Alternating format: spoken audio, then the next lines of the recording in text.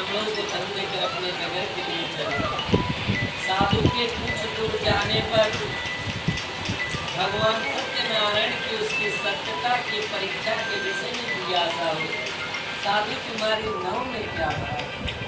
तब धन के मद में चूर दोनों महाजनों ने अवहेला पूर्वक हंसते हुए कहा कि दंडी क्यों पूछ रहे हो? क्या कुछ द्रव्य लेने की इच्छा है?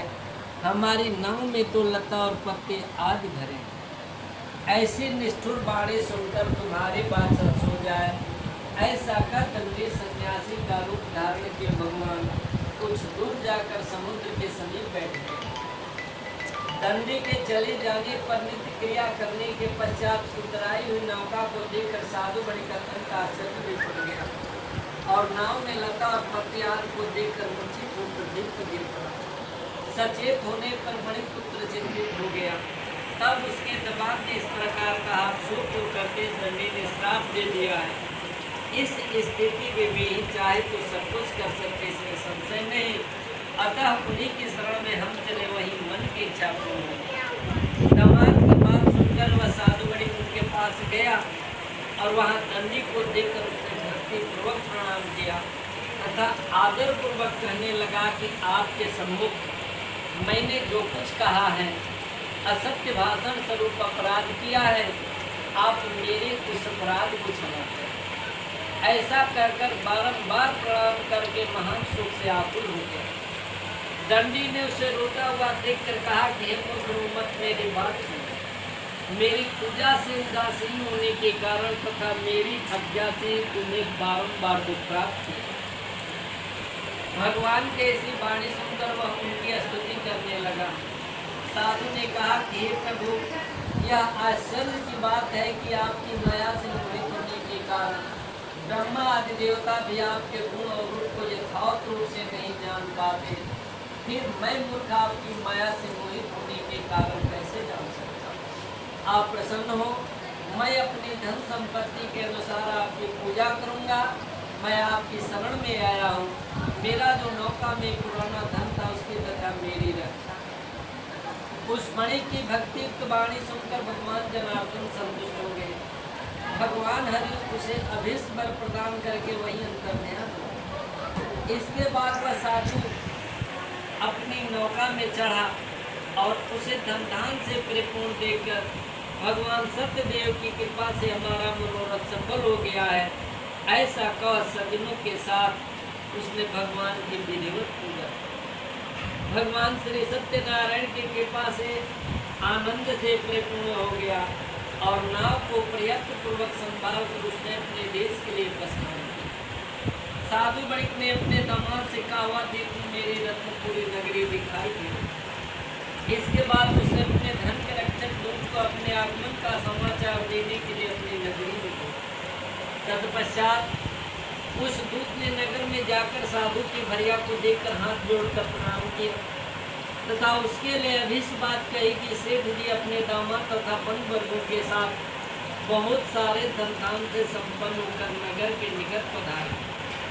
दूत के मुख से यह बात सुनकर महान आनंद से विवल हो गई और उस साधुनी ने श्री सत्यनारायण की पूजा करके अपने पुत्री से कहा, मैं साधु के दर्शन के लिए जा रही, तुम शीघ्र आओ। माता का ऐसा वचन सुनकर व्रत को समाप्त करके प्रसाद का परित्याग करवा कलावती भी अपने पति के दर्शन के लिए चली। इससे भगवान सत्यनारायण रुष्ट हो गए और उन्होंने उसके पति को तथा नौका को धन के साथ धारण करके दिलों में डूब दिया। इसके बाद लीलावती कन्या अपने पति को न देख महान सुख से भोजन करते हुए पृथ्वी पर गिर पड़ी।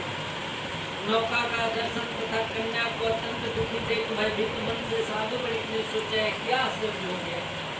सारे मलाह भी कन्या को देखकर विह्वल हो गए और अत्यंत दुख से विलाप करती हुए अपने पति से इस प्रकार बोली, अभी अभी नौका के साथ वह कैसे अलक्षित हो गया, न जाने किस देवता की इच्छा से नौका हरण कर ली गई, अथवा श्री सत्यनारायण का महात्म कौन जान सकता है। ऐसा कह सज्जनों के साथ विलाप करने लगी और कलावती कन्या को दूध मिलने पर मिलने लगी। कलावती कन्या भी अपने पति के नष्ट हो जाने पर दुखी और पति की पादुका लेकर उनका अनुगमन करने के लिए मन निश्चय किया।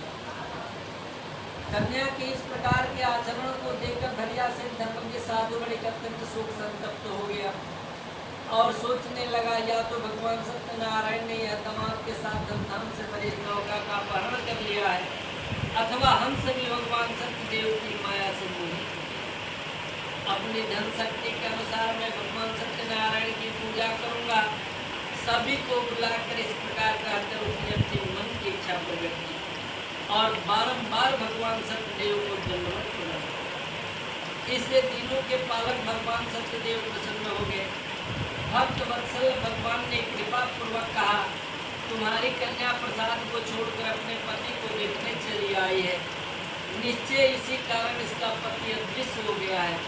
यदि घर जाकर प्रसाद ग्रहण करके पुनः आए तो हे साधु, तुम्हारे पुत्री पति को प्राप्त करेंगे, इसमें संशय नहीं।